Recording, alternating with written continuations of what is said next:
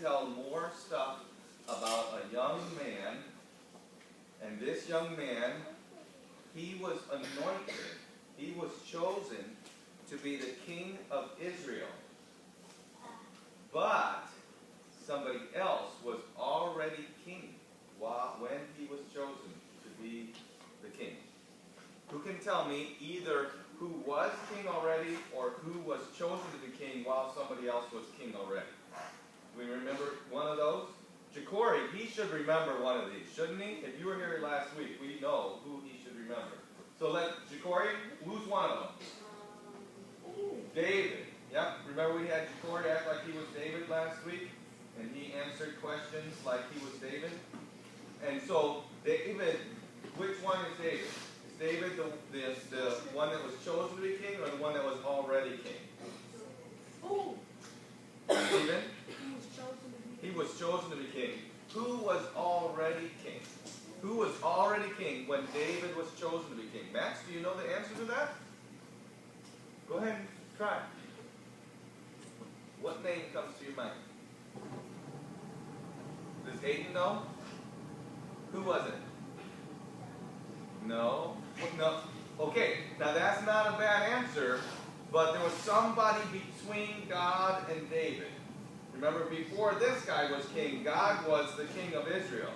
He said it now. Did he say it now? Okay. It was Saul, right? Saul was the first man who was king of Israel, and he was king. Before Saul was the king, God was the king of Israel. And all Israel, they wanted to have a king like everyone else, right? So God let them have Saul as their king. Saul could have kept on being a king, right? But instead, God had to choose David. Why did God choose David instead of Saul's sons? Or Saul? This is a harder question. So, Astrid?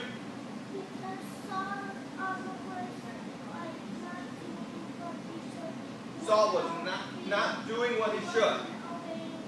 He wasn't obeying. If somebody is not obeying, we say they are, it starts with a D. So he's not obeying, it starts with a D. Disobey. Saul was disobedient. He could have been king, but he disobeyed God, and so God had to choose someone else, and he chose somebody. He chose a man after. Can you finish that phrase up? He chose a man after. You answered the last one, so after his own heart, right? He chose a man that was after his own heart. And that meant, what does it mean to be a man after God's own heart? We talked about that for the last 4 weeks. If you're a man after God's own heart, you are, Jimmy?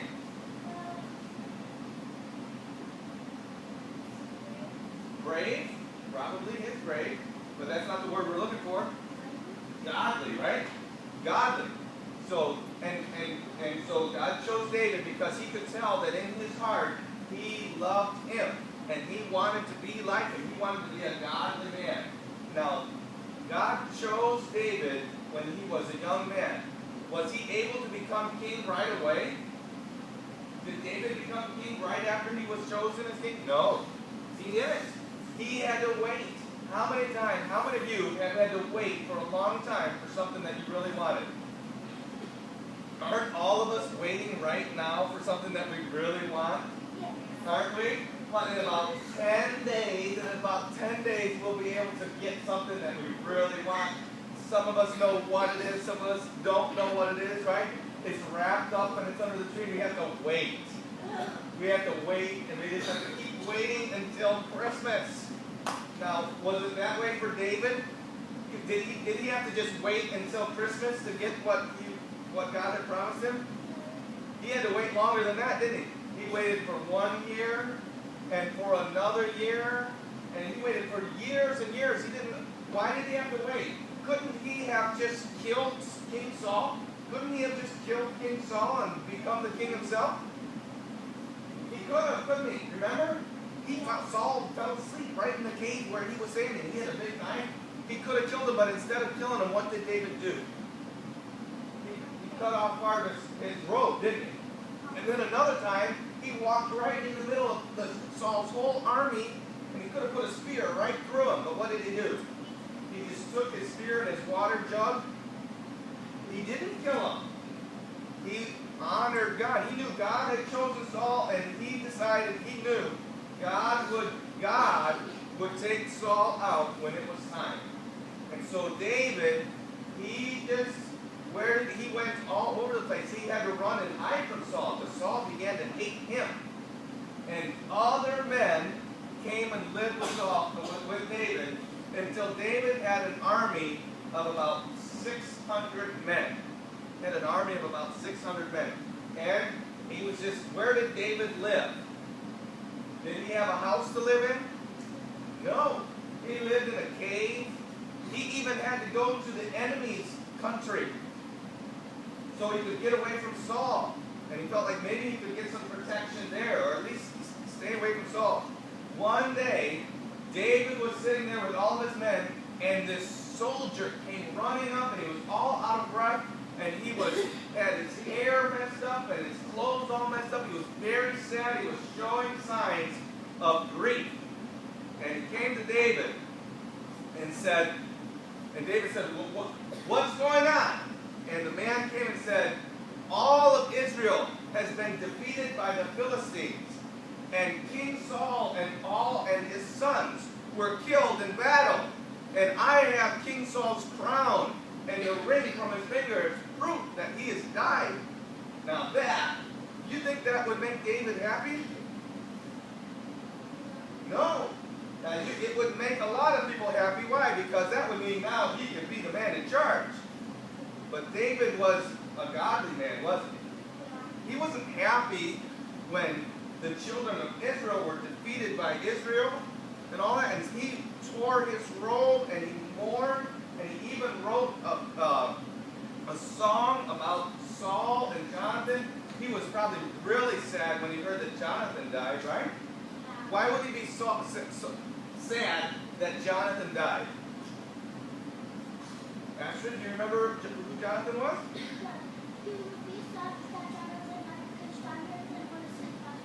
Right. That would be why he was sad. And so but after he got done mourning for Saul and Jonathan, he said to the man that was with him, he said, let's ask the Lord what we should do. Almost just like our verse, right?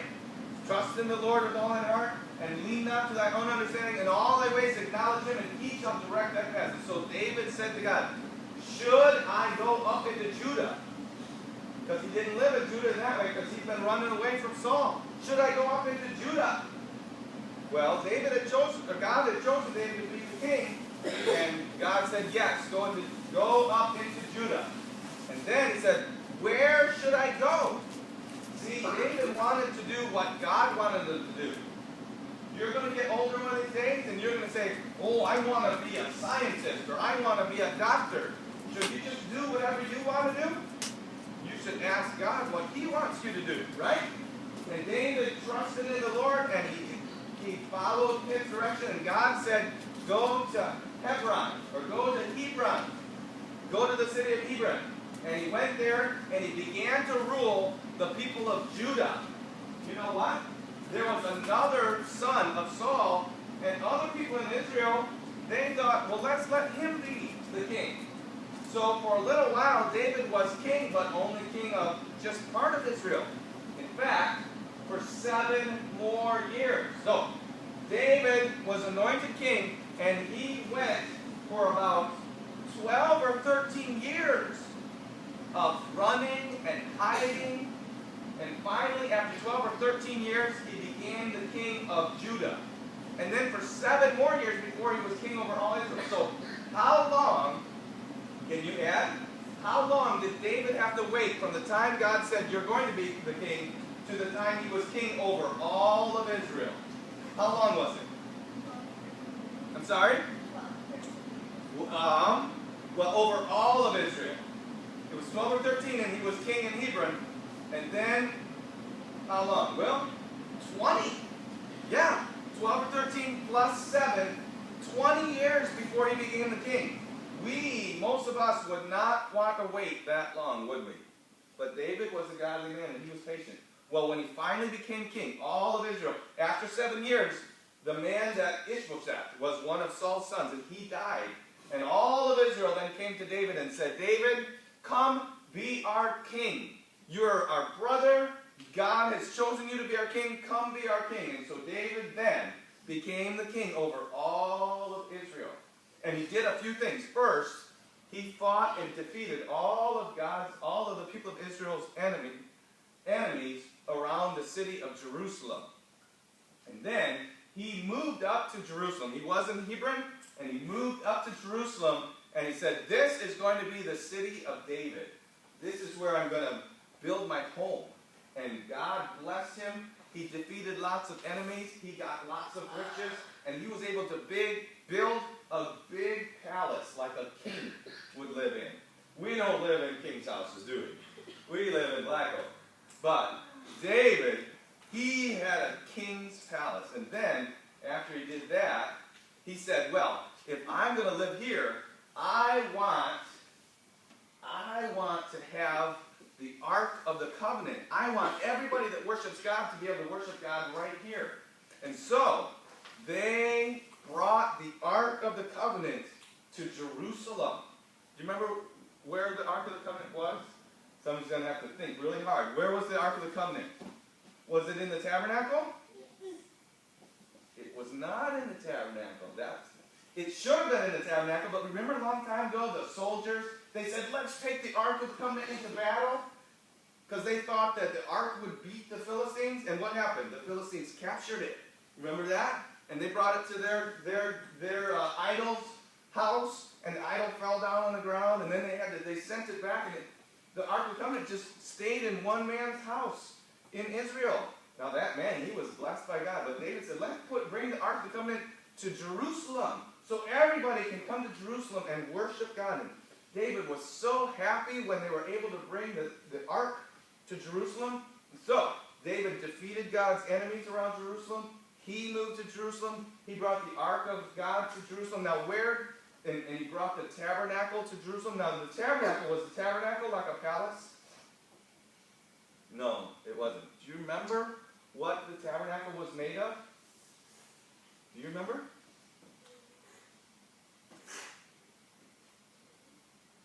No, it wasn't a cave. Star, do you remember? No, it wasn't made out of sand. Do you think you know? Gold. There was gold on pieces that were in the tabernacle, but the tabernacle itself was not made of gold. Wood, it had boards in it, but it was covered with one or two more guesses. What do you think? Stone. No stone. No stone. Like cardboard? Huh? Like cardboard? Cardboard? Not cardboard. They took skins and cloth, and really, it was like a nice tent. It was a nice tent. It was a nice tent. They had boards on the side, but then over the top was just like badger skins and ram skins and cloth. And it looked nice, but it was still a tent. And so, David, if he was going to be the king of Israel, he needed help. And he had lots of good men that he had help him. And one of the good men that helped him was a prophet by the name of Nathan. The prophet Nathan was his helper. And he said to Nathan one day, he said, Nathan, this is David, and he's talking to Nathan. He says, Nathan, here I am. God has blessed me, and he has let me live in a palace, a beautiful palace of stone and all of that. But the ark of God, where God dwells, is just in a tent. I live in a house, and God's presence stays in a tent. I want to build a house for God. And Nathan said to him, well, that would be a good thing to do. Do you think that would be a good thing to do? To build a house for God? I mean, we live in a nice place, and God's ark is just in a tent. God should have the best, right? He should have better than what we have. And David thought, I want to have a nice place for the ark. And so Nathan said, that is a good thing to do. And so David, he began to gather things up. He'd been thinking about this. He gathered things up, and he started thinking, what a temple, what a house for God could look like instead of just a tent. Well, that night, the very night that David talked to Nathan, Nathan was at home sleeping, and guess what? Somebody came to Nathan and talked to him. Who do you think talked to Nathan that night? Y'all, it was probably God, wasn't it? It was God. God came to Nathan and said, Nathan, you need to go back to David. David has a good idea. It's good that he would like to build a temple, but I don't want him to build it. I'm going to do something, he wants to do something good for me, but I'm going to do something even better for him.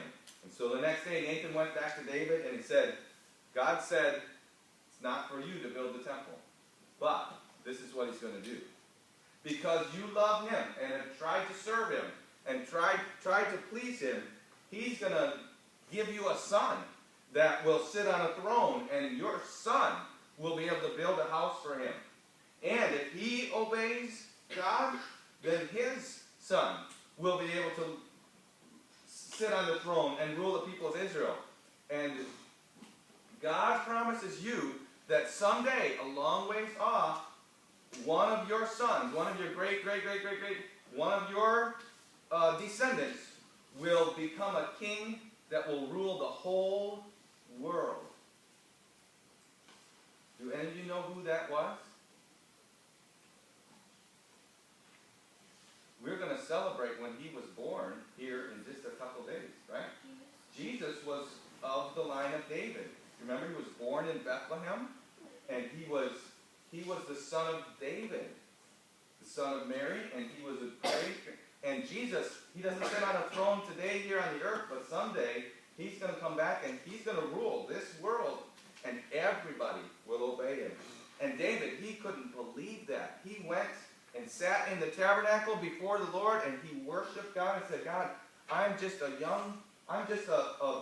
poor man, and you blessed me to be a king, and now you blessed me to say that my family will live, that my seed, my children, one of my children will rule the world. See, God blessed David because David loved him. Then the last thing I want to tell you about today is about somebody that David was very, very kind to. Remember who David's very best friend was? It was Jonathan, right? But what happened to Jonathan? David promised that he would be friends with Jonathan forever, and then Jonathan died in battle, right?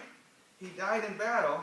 Well, David got thinking about his friend Jonathan, and he said, I wonder if there's any of Jonathan's children that I could be kind to. And he sent out his helpers and said, see if anybody is alive from Jonathan's family. And they found out that there was one man who was still alive. He was a man by this time, but he was having a real hard time because on the day that Saul was killed, he was just a young child. And his nanny or his nurse carried him very quickly, and I don't know if she stumbled and fell or something, but she dropped him on his legs, and both of his legs were lame, and he could not walk. So this man, who was Jonathan's son, was lame. He could not walk. And so if you can't walk or work, you probably have a really hard time, don't you? He's probably very poor. And David said, bring him to me. Now, his name was Mephibosheth. It's kind of a funny name for us, but it was a normal name for them. He said, bring him to me. Now, Mephibosheth, when he heard that David wanted to see him, he was scared. Because normally, if somebody came to be a king, they killed everybody from the family that was king before them. Because they didn't want any of those people saying, well, I ought to be king. And so Mephibosheth surely thought, David is going to just wipe me out, because that way he has no competition for the throne. And Mephibosheth came before David, and sat there, and David said to Mephibosheth, Mephibosheth was afraid. And David said, there's no reason to be afraid. I promised your father that I would take care of your family as long as I live. And here's what I'm going to do. I'm going to take all the land that your grandfather Saul had and give it to you. And your grandfather's servant, I'm going to tell him that he's to take care of that land. And all of that is to be for you and for your family. But you, I want you to live with me in my palace and eat at my table. Did Mephibosheth deserve all that kindness? No, he didn't. But David was kind to him, and it kind of reminds us of how kind God is to us. Do we deserve anything from God? No. We've sinned, don't we? Every one of us have sinned. Every single one of us has sinned. When we disobey our parents, that's sin. That's sin against God. When we lie, when we say something that's not true, that's sin. And God sees that. And God doesn't have to bless any of us or be kind to any of us because we're sinners. But God is kind to us. He sent Jesus Christ to die on the cross. He was born, and we celebrate that in a week or two. He was born as a baby, and he grew up, and then he died on the cross to take away our sins, to cover our sins. And if we trust him in our heart, if we turn from ourselves and say, I don't want to be lying. I don't want to be a sinner. I don't want to do my own thing. I want to trust Jesus because he died for me. And if we trust him in our heart and turn to him from ourselves, God will save us. Jesus will forgive those sins. And it could be like being like Mephibosheth, sitting at the table in the king's house. We someday will be able to go to heaven and live forever with God. Uh-oh, somebody's singing. Okay, we could live forever with God if we trust Jesus in our heart. All right, so let's remember those things about David. David was a good king, but he had to wait a long time for it, didn't he? Yeah? All right. Okay. We are going to say this kind of story